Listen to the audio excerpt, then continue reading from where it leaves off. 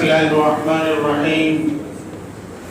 قال الله تعالى في كتابه المجيد: وكلوا واشربوا ولا تسرفوا إنه لا يحب المسرفين. صدق الله العظيم.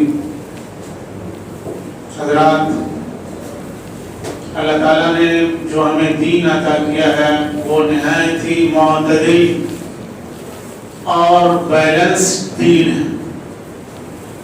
اس میں ہر چیز کا ایک توازن ہے، ہر چیز کی ایک مقدار طے کی گئی. نہ اس میں حد سے تجاوز کرنے کو پسند کیا گیا ہے، نہ اس میں کسی چیز میں کمی کرنے کو پسند کیا گیا ہے، بلکہ بیچ کا راستہ اختیار کرنے کی تعلیم دی گئی. اسی کا نام اعتدال ہے، اور انسان کی زندگی میں اعتدال کا بڑا رول ہوتا ہے. جو لوگ حد سے آگے تجاوز کر جاتے ہیں وہ بھی ناکام ہو جاتے ہیں، اور جو لوگ کسی چیز میں کمی کرتے ہیں وہ بھی کامیاب نہیں ہوتے ہیں. اللہ تعالیٰ نے اس امت کو درمیانی امت بنایا ہے. وَكَذَلِكَ جَعَلْنَاكُمْ أُمَّةً وَسَطًا.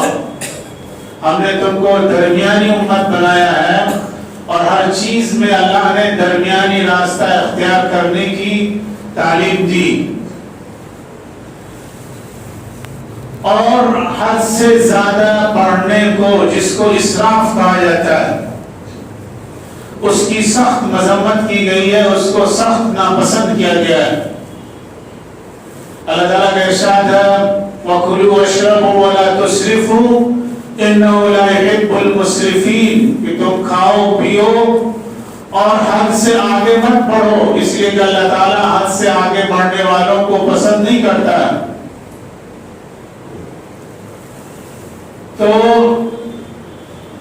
اسراف چاہے مال خرچ کرنے میں ہو، اسراف چاہے کھانا کھانے میں ہو، اسراف چاہے عبادت میں ہو، حتیٰ کہ عبادت میں بھی اسراف کو ناپسند کیا گیا ہے، اور بیچ کا راستہ اختیار کرنے کی تعلیم دی گئی. آج ہمارے اندر ہر چیز میں اسراف ہے، یعنی یا تو ہم حد سے آگے بڑھ جاتے ہیں یا اس میں کمی کر دیتے ہیں. جتنا ہم کو کرنا چاہیے اتنا نہیں کرتے ہیں. افراط اور تفریط یہ دونوں چیزیں مذموم ہیں. بعض لوگ کپڑا پہننے میں، لباس میں اسراف کرتے ہیں. اتنے مہنگے لباس پہنتے ہیں کہ اس کا کوئی جواب نہیں ہوتا. ایک سے ایک برانڈیڈ کپڑے وہ چاہتے ہیں کہ ہمارے جسم کے اوپر ہو. مہنگے سے مہنگے کپڑے، مہنگی سی مہنگی گاڑیاں، یہ آج کل فیشن ہو گیا. برانڈیڈ گاڑیاں، 50,000 کے جوتے، 50,000 کے چشمے اور اتنے لاکھ کے سوٹ، یہ سب اسراف ہے، فضول خرچی، جس کو اللہ تعالیٰ نے حرام قرار دیا ہے. فضول خرچی کرنے والوں کو شیطان کا بھائی قرار دیا گیا ہے. إِذَا الْمُبَذِّرِينَ كَانُوا إِخْوَانَ الشَّيَاطِينِ وَكَانَ الشَّيْطَانُ لِرَبِّهِ كَفُورًا. کہ جو فضول خرچی کرنے والے ہیں وہ شیطان کے بھائی ہیں. جن کو ہر چیز مہنگی خریدنے کا شوق ہے، ان کو معلوم ہونا چاہیے کہ قرآن نے ایسے لوگوں کو شیطان قرار دیا ہے. اور کسی مسلمان کے لیے اس سے بڑی کوئی گالی نہیں ہو سکتی کہ اس کو شیطان کہہ دیا جائے، اس کو شیطان کا بھائی کہہ دیا جائے. لوگ گاڑیاں خریدنے میں اسراف کرتے ہیں، مکان بنانے میں اسراف کرتے ہیں. کئی کئی لاکھ کے فرنیچر، بہت مہنگے فرنیچر، جن سے ان سے کم میں بھی کام چل سکتا تھا، لیکن صرف اپنا اسٹیٹس مینٹین کرنے کے لیے کہ بہت مہنگے سامان ہمارے یہاں، بہت مہنگے فرنیچر ہیں. یہ دماغ میں آج کل ایک خناس گھسا ہوا ہے جس کو اسٹیٹس کہا جاتا ہے، اور اس اسٹیٹس نے انسان کو تباہ و برباد کر دیا ہے. فیشن کا ایسا بھوت اس کے اوپر سوار کر دیا ہے کہ اس کو کسی اس لیول پر جا کے اس کو سکون نہیں ملتا، اس کو چین نہیں ملتا. جس لیول پر پہنچتا ہے اس سے آگے کا اسٹیٹس اس کے اوپر سوار ہو جاتا ہے. قرآن کریم میں اللہ تعالیٰ نے فرمایا کہ کلوا واشربوا ولا تسرفوا، کھاؤ اور پیو اور اسراف مت کرو. کھانے میں بھی اسراف جو ہے وہ پسندیدہ نہیں ہے. ضرورت کے مطابق کھایا جائے، اپنی حیثیت کے مطابق کھایا جائے. بھوک نہ لگی ہو تو نہ کھایا جائے. ٹھوس ٹھوس کے کھانا اور اپنی حیثیت سے زیادہ کھانا یہ سخت ناپسندیدہ ہے. اور اکرم صلی اللہ علیہ وسلم نے فرمایا کہ انسان کے لیے چند لقمے کافی ہیں جو اس کو کھڑا رکھ سکیں. اور آگے فرمائیں کہ اگر اس سے زیادہ ضروری ہو تو 1/3 کھانے کے لیے ہو، 1/3 پینے کے لیے ہو اور 1/3 سانس لینے کے لیے ہو. پیٹ کے 3 حصے کیے جائیں، 1/3 کھانے کے لیے ہو اور 1/3 پانی کے لیے ہو اور 1/3 سانس لینے کے لیے ہو. اور ڈاکٹری بھی یہی کہتی ہے، میڈیکل لائن کے لوگ بھی یہی کہتے ہیں. لیکن جب دسترخوان پر کھانے بیٹھتے ہیں تو حلق تک کھا لیتے ہیں، بس اوقات سانس لینے کی گنجائش نہیں ہوتی. اس سے بہت سی بیماریاں پیدا ہوتی. اور آج کل جو طرح طرح کی بیماریاں پیدا ہو رہی ہیں اس کی ایک بہت بڑی وجہ یہ ہے کہ لوگ کھانے میں اسراف کرتے ہیں، ضرورت سے زیادہ کھاتے ہیں، بے وقت کھاتے ہیں اور صرف اپنی خواہش پوری کرنے کے لیے نئی نئی چیزیں کھاتے رہتے ہیں. اور کھانے کی جو ہوس ہے وہ ختم نہیں ہوتی. اور اکرم صلی اللہ علیہ وسلم نے فرمایا کہ سب سے بدترین برتن جس کو انسان بھرتا ہے وہ انسان کا پیٹ ہے. سب سے بدترین برتن ہے جس کو انسان بھرتا ہے. تو کھانے میں اعتدال رکھا جائے، پینے میں اعتدال رکھا جائے، پہننے میں اعتدال رکھا جائے، مکان بنانے میں اعتدال رکھا جائے، گاڑیاں خریدنے میں اعتدال رکھا جائے، شادی بیاہ کے خرچوں میں اعتدال رکھا جائے. آج کل شادی کا سیزن چل رہا ہے، لاکھوں روپے لوگ پانی کی طرف بہاتے ہیں.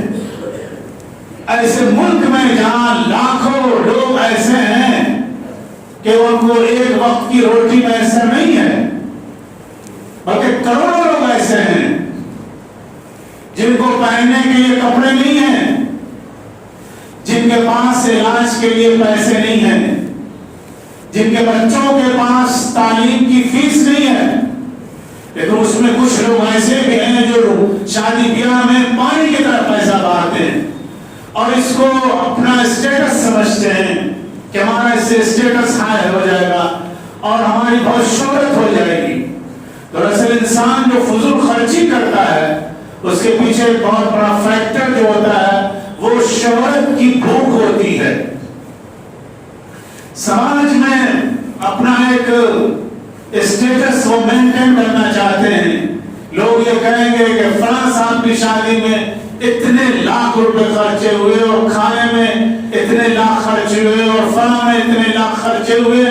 آج کل یہی سب خناس دماغ میں سوار ہو گیا ہے. تو انسان کو یاد رکھنا چاہیے کہ جو بھی پیسہ وہ خرچ کرتا ہے اس کا حساب اس کو قیامت کے دن دینا ہوگا. یہ مال اللہ کی امانت ہے اور امانت میں اگر اس کا صحیح استعمال نہیں کیا گیا، جائز طریقے سے اس کو خرچ نہیں کیا گیا اور اس میں اسراف کیا گیا تو اس کا حساب دینا پڑے گا. حضور اکرم صلی اللہ علیہ وسلم نے فرمایا لا تزول قدم عبد حتى يسأل عن عمره فيما أفناه وعن شبابه فيما أبلاه وعن ماله من أين اكتسب وفيما أنفقه وعن علمه ماذا عمل به أو كما قال عليه الصلاة والسلام. کہ قیامت کے دن کوئی شخص اپنی جگہ سے ہل نہیں سکتا جب تک کہ وہ اس سوال کا جواب نہ دے دے کہ اس نے زندگی کس چیز میں ختم کر دی. عیاشی میں، دولت کمانے میں، اسٹیٹس مینٹین کرنے میں یا اللہ کی عبادت کرنے میں اس کا حساب دینا ہوگا. وہاں شباب فی معاملہ اور خاص طور سے جوانی کے بارے میں حساب ہوگا. اور وہاں مالی من این اکتسب وفیما انفق، مال کے بارے میں سوال کیا جائے گا کہاں سے کمایا اور کہاں خرچ کیا. اس کا پورا لیکھا جوکھا دینا پڑے گا. یہ نہیں کہ شادی میں لاکھوں روپے اپنے پیسے کی طرف بہا دے اپنا اسٹیٹس مینٹین کرنے کے لیے اور کوئی آپ سے حساب نہیں کیا جائے گا، کوئی آپ سے استعمال کیا جائے گا، ایک ایک پیسے کا حساب لیا جائے گا، کہاں سے کمایا، جائز طریقے سے کمایا کہ ناجائز طریقے سے کمایا، حلال طریقے سے کمایا کہ حرام طریقے سے کمایا، اور کہاں خرچ کیا، جائز طریقے میں خرچ کیا کہ ناجائز طریقے سے خرچ کیا، اس کا حساب دینا پڑے گا۔ وَعَنْ عِلْمِ مَا عَمِلَ بِهِ، اور جتنا جانتے تھے اس پر کتنا عمل کیا، اس کا بھی حساب دینا پڑے گا۔